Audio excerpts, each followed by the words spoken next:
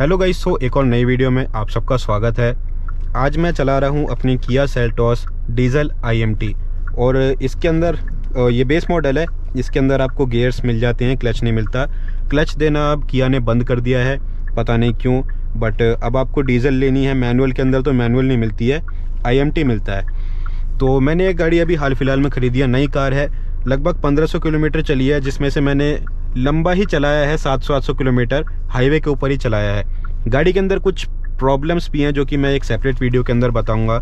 इस वीडियो के अंदर मैं आपको क्या बताने वाला हूं कि जो IMT है ना, अगर कोई बंदा मैनुअल से IMT पे स्विच करता है तो उसको ना काफ़ी दिक्कतें आती हैं। तो वो सारी दिक्कतें मैं आपको इस वीडियो के अंदर एक्सप्लेन करूँगा। तो इससे पहले मैं क्या चलाता था, फोर्ड इकोस्पोर्ट, जो कि एक सब 4 मीटर SUV है। सब 4 मीटर SUV से इसके अंदर आने में काफ़ी ज़्यादा डिफरेंस है और बड़ी लगती है, काफ़ी बड़ी लगती है एक सब 4 मीटर SUV से चलाने के मामले में। उसमें भी 1.5 लीटर डीजल इंजन था, इसके अंदर भी 1.5 लीटर डीजल इंजन है, लेकिन बड़ा डिफरेंस आ जाता है, इसके अंदर 6 गियर हैं। तो ये छठे गियर की आदत डालना भी थोड़ा सा था मेरे लिए एक टास्क। तो एनीवे स्टार्ट करते हैं। तो फर्स्ट गियर में डालता हूँ, सीधा डल जाएगी। यहाँ पे सबसे पहले मुझे दिक्कत आई थी कि मैं बार बार क्लच ढूंढता था। न्यूट्रल है, मैं गियर में डालता था, यूँ पैर करता रहता था, क्लच था नहीं। तो वो आदत एक मेरी ख़राब थी, बट कोई नहीं, फर्स्ट गियर डल चुका है, चलाना स्टार्ट करते हैं। इसमें ब्रेक छोड़ते ही अपने आप चलना स्टार्ट कर देती है। गियर चेंज करा विदाउट क्लच दबाए, क्योंकि क्लच है नहीं है। तो फर्स्ट सेकंड थर्ड गियर, इनमें क्या रहता है, आपने फर्स्ट गियर में चलानी स्टार्ट करी, फॉर एग्जांपल अभी सेकंड में चल लिया है, रेस खाने लगी, देखो थर्ड में डाला। फर्स्ट सेकंड और थर्ड, इन 3 गियर में आपको शिफ्ट करना है ना, तो आपको एक्सेलरेटर छोड़ना पड़ेगा, लेकिन थर्ड से फोर्थ में डालना है तो यूं ही डल जाएगा, देखो कोई रेस नहीं खाएगी। फर्स्ट सेकंड और थर्ड तीनों में आपको ऐसे डालना पड़ेगा जैसे आप मैनुअल में डालते हो, जो अपना स्टैंडर्ड मैनुअल रहता है ना, क्लच दबाया फिर शिफ्ट करा, उस टाइप का आपको एक्सेलरेटर छोड़ के करना पड़ेगा, तब ये गाड़ी रेस नहीं खाएगी। वरना ये थोड़ा अजीब बिहेव करेगी कि रेव हो रही है, ज़्यादा ओवर रेव हो रही है गियर के हिसाब से। तो वो चीज़ इसके अंदर एक रहती है। नेक्स्ट, इसके अंदर जो रिवर्स गियर है वो इधर आता है सबसे ज़्यादा लेफ्ट में, तो उस चीज़ की भी मेरे को हैबिट डालने में थोड़ा टाइम लगा। 6th गियर में यहाँ पे रिवर्स रहता है, जो 5 गियर वाली कार्स रहती हैं, तो उसकी भी हैबिट डालने में मुझे थोड़ा टाइम लगा।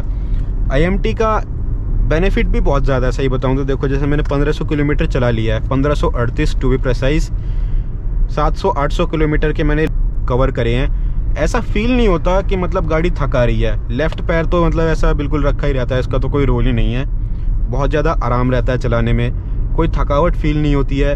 बस क्या करना है, गियर शिफ्ट करने हैं नॉर्मली और चलते रहो। राइट पैर का भी मैंने इलाज कर दिया, इसके अंदर क्रूज़ कंट्रोल लगवा रखा है मैंने। बेस मॉडल में भी क्रूज़ कंट्रोल लग जाता है, उसके ऊपर वीडियो या तो चैनल पे आ गई होगी या फिर आने वाली होगी, तो उसके ऊपर भी आपको वीडियो देखने के लिए मिल जाएगी।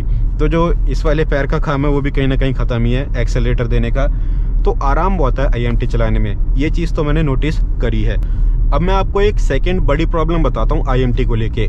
ये प्रॉब्लम ना, जैसे मैं हूँ या फिर मेरे ब्रदर हैं, उनको फेस नहीं होगी। ये प्रॉब्लम किनको फेस होगी, या तो जो बहुत लंबे टाइम से मैनुअल चला रहे हैं, जिन्होंने कभी ऑटोमेटिक चलाई ही नहीं, जिनको ऑटोमेटिक के बारे में कुछ नहीं पता, उनको बड़ी दिक्कत आएगी IMT चलाने में। क्यों? क्योंकि वो इस चीज़ से अडेप्ट नहीं कर पाते। जैसे कि मेरे फादर हैं, उनको IMT चलाने में बहुत ज़्यादा प्रॉब्लम होती है, वो थोड़े नर्वस फील करते हैं, उनको ये समझ नहीं आता कि मैं इस पैर से ब्रेक दबाऊँ, इस पैर से एक्सेलरेटर दबाऊँ, या फिर क्लच कहाँ है, वो क्लच ढूंढने लग जाते हैं, बार बार वो ब्रेकिंग करते हैं तो क्लच ढूंढने लग जाते हैं। तो उनको इस चीज़, उन्होंने हमेशा शुरू से ही मैनुअल ट्रांसमिशन चलाया है, ऑटोमेटिक चलाया नहीं है। ऑटोमेटिक चलाने की जिसको हैबिट रहती है, उसको तो मैं एक बार को कह भी लूँगा कि वो IMT चला लेगा, बट जो कट्टर मैनुअल लवर होते हैं ना, उनके लिए थोड़ा सा पड़ जाता है इशू। ये एक बड़ा इसका ड्रॉबैक है। नेक्स्ट एक चीज़ मैं आपको बता देता हूँ IMT की। जैसे कि मैनुअल कार रहती है, हमने किसी मान लो स्लांट है, चढ़ाई है, उसके ऊपर चढ़ा दी गाड़ी, बीच में रोक दी चढ़ाई की। मैनुअल गाड़ी में क्या रहता है, हैंड ब्रेक खींचा और क्लच छोड़ा, हल्का सा थ्रॉटल दिया, हैंड ब्रेक गिरा दिया, ये क्लासिक मेथड रहता है जो सब लोग यूज़ करते हैं। इसके अंदर क्लच तो है नहीं है, तो इसके अंदर क्या करा जाएगा। सबसे पहले तो मैं आपको एक चीज़ बताता हूँ, ये जो किसी चढ़ाई पर रुक गई, चाहे आगे जाना हो या फिर पीछे रिवर्स में जाना हो, वैसे रुक गई, तो कोई बड़ा इशू नहीं है। जस्ट इसको गियर में डाल के रखो, ब्रेक दबा के रखो, ब्रेक छोड़ोगे ना तो गाड़ी कहीं नहीं जाने वाली। हिल असिस्ट जो है वो काम करने लग जाता है, 4-5 सेकंड के लिए वो काम करता है। इतने में इंजन जो है अपनी पावर बिल्डअप करना स्टार्ट कर देता है। आपको कुछ नहीं करना, किसी भी चढ़ाई पे खड़ी है, कहीं भी आगे जाना हो या फिर रिवर्स गियर में पीछे जाना हो, किसी भी चढ़ाई में कोई इशू नहीं है। जैसे खड़ी है वैसे खड़ी रहने दो, बस ब्रेक दबा के रखो, ये वाले पैर वाले। हैंड ब्रेक नहीं, हैंड ब्रेक का यूज़ भी कर सकते हो, बट वहाँ पे जो है आपको थोड़ी प्रॉब्लम हो सकती है। ज़्यादा खड़ी चढ़ाई है तो हैंड ब्रेक भी यूज़ कर सकते हो। बस गियर में डाल दो, ब्रेक छोड़ दो, कहीं नहीं जाने वाली गाड़ी अपने आप चढ़ जाएगी, अपने आप पावर बिल्डअप करेगी। 2-3 सेकंड, 4-5 सेकंड का टाइम मिलेगी चढ़ाई के हिसाब से। ज़्यादा खड़ी चढ़ाई है तो 10 सेकंड का टाइम ले लेगी, बस पीछे नहीं जाएगी। पीछे जाने का सिस्टम नहीं है इसके अंदर।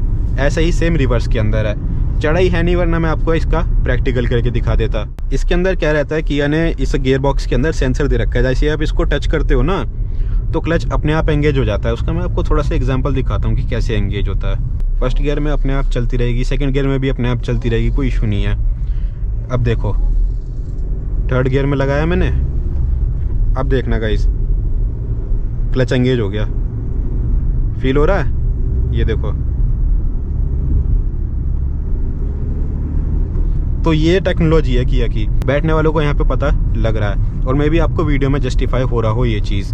अब IMT का एक बड़ा सवाल क्या निकल के आता है, न्यूट्रल है कार, आइडल स्टार्ट स्टॉप चल गया, न्यूट्रल है कार। अब कोई सोचे मैं इसको थर्ड गियर से उठा लेता हूँ, तो थर्ड गियर डालते ही प्लीज शिफ्ट डाउन लगा हुआ है गियर, गाड़ी कहीं नहीं जा रही। मैं कितना ही थ्रोटल कर लूँ ना, एक्सेलरेटर ले रही है, दबा रहा हूँ मैं, कोई रिस्पॉन्स नहीं है RPM पे। ये होता है इसके अंदर। फर्स्ट में तो उठ ही जाएगी, वो तो कॉमन सेंस वाली बात है, सबको ही पता है। सेकंड में भी उठ जाएगी क्योंकि गाड़ी के अंदर डीजल इंजन है, टॉर्क काफ़ी फेंकता है। आई थिंक 253 न्यूटन मीटर के आसपास का टॉर्क है, गुड अमाउंट ऑफ टॉर्क है। तो सेकंड गियर से उठ जाती है। उसमें भी बोल रही है कि फर्स्ट गियर में शिफ्ट कर लो, बट मेहनत कर करके उठ ही जाती है। तो सेकंड गियर से उठा सकते हो, उससे बड़े किसी गियर में इस गाड़ी को नहीं उठा सकते। उससे बड़े गियर में बोल देती है प्लीज़ शिफ्ट डाउन।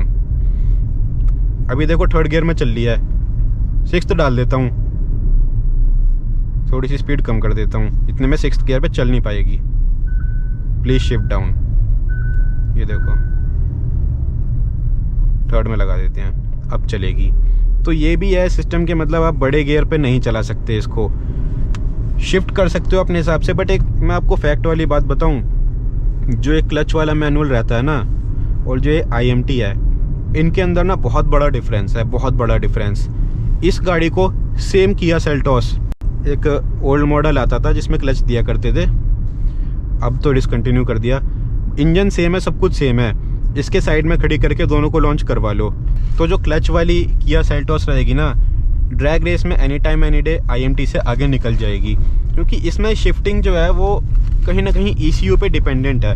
क्लच वाली में क्या है, पूरा कंट्रोल आपके हाथ में है। जब शिफ्ट करना है, जितने RPM पे शिफ्ट करना है, हाई RPM पे, बड़ी स्पीड पे, कम गियर में चलाना है, वो सब कुछ आप क्लच के साथ कर सकते हो। बट IMT में क्या कहेगी, please shift up, please shift down, ये बोलती रहेगी, रेस खाती रहेगी, चलेगी नहीं। हाँ, मैनुअल में तो यूं, हाँ, ये डालते ही यूं भगेगी, डालते ही भग जाएगी। इसमें जैसे करोगे ना, वो ECU को चीजें समझने में लैग लगेगा, तो वो थोड़ा लैग खाती है, वो एक चीज है, थोड़ी सी समस्या लैग होता है, वहीं पे IMT मार खा जाता है। अब वही बात है, कुछ पाने के लिए कुछ खोना पड़ता है। आपको कंफर्ट इतना मिल रहा है ना, गाड़ी को 1000 किलोमीटर चला लो, कोई थकावट महसूस नहीं होने वाली। वहीं क्लच वाली होगी, मैं कह रहा हूँ आप 5 किलोमीटर क्लच वाली ट्रैफिक में चला लो और 5 किलोमीटर इसको चला लो, आपको डिफरेंस फील हो जाएगा कि किया ने क्लच क्यों हटाया है। वही है, IMT अपनी जगह एक अच्छी चीज़ है मेरे हिसाब से, तो किया ने ठीक करा, बट उन्हें ना कहीं क्लच वाला ऑप्शन भी रखना चाहिए था, ये वाला ऑप्शन भी रखना चाहिए था। जिनको ये लेना है वो ये ले लेते, जिनको क्लच वाली लेनी है वो क्लच वाली ले लेते, हटाना नहीं चाहिए था जैसे पहले था। हाँ, जैसे पहले ओल्ड सेल्टोस में आया करता था। पर डीडी एक चीज़ और भी अच्छी है इसमें, मैं एक चीज़ और हाईलाइट करना चाहूँगा यहाँ पे बीच में, जैसे कि अब जैसे किसी को ऑटोमेटिक खरीदनी है, ऑटोमेटिक में और मैनुअल में एक बड़ा अमाउंट का प्राइस डिफरेंस रहता था। अगर हम परचेज करने जा रहे हैं, मोटा शायद 1 लाख रुपए के आसपास का प्राइस, 1 से 1.5 लाख का रहता था, 1 से 1.5 लाख का रहता था, और DCT और भी महंगा होता था। हाँ, DCT और महंगी रहती है। बट अगर वहीं पे एक मैनुअल और अगर मैं IMT को कंपेयर करता हूँ, शायद से 30,000 या 40,000 का फर्क रहता है बस। और जिसमें अगर 40-45,000 का डिफरेंस है। मोटा मोटा 50,000 का लगा लेते हैं। हाँ। मेरे को एक्यूरेट नहीं पता, बट अगर रियल लाइफ में अगर प्रैक्टिकलिटी की बात करी जाए तो ये चीज़ इतनी कंफर्टेबल है, इतनी कंफर्टेबल है। मतलब हमने तो जब से गाड़ी लिए लॉन्ग ट्रिप ही कर रहे हैं, और एक इसके ऊपर और भी बहुत बड़ी वाली लॉन्ग ट्रिप करेंगे। तो वहाँ पे 500 किलोमीटर का हमारा सिर्फ स्ट्रेट हाईवे है। उस हाईवे पे हमें इसे 120 पे क्रूज दबा के छोड़ के बस सो जाना है। हाँ, तो कहीं ना कहीं जो वैल्यू फॉर मनी वाला फैक्टर है ना, IMT के साथ ऑटोमेटिक से काफ़ी ज़्यादा है। क्योंकि गियर तो बंदा चेंज कर लेगा हाथ से, बट बार बार क्लच दबाना, क्लच छोड़ना, उस चीज़ में बंदा इरिटेट हो जाता है, खासतौर से बम्पर टू बम्पर ट्रैफिक के अंदर। तो IMT की यही स्टोरी है। ये कहीं ना कहीं अपनी जगह पे बहुत अच्छा भी है, और कहीं ना कहीं अपनी जगह पे जो चीज़ें हैं ना वो मिसिंग भी हैं इसके अंदर। तो आप लोगों की समझ है, आप लोगों को क्या चाहिए। खैर अब आपको क्लच तो मिलेगा नहीं, लेना है तो यही लेना पड़ेगा डीजल के अंदर, या फिर आप हायर मॉडल्स में जाओगे तो आई थिंक AMT या टॉर्क कन्वर्टर कुछ ऑफर करते हैं, ऑटोमेटिक मिल जाएगा। हाँ, तो ऑटोमेटिक वो मिल जाएगा आपको। बाकी मैनुअल तो मिलने से रहा, ये ले सकते हो आप। यही है IMT की कहानी।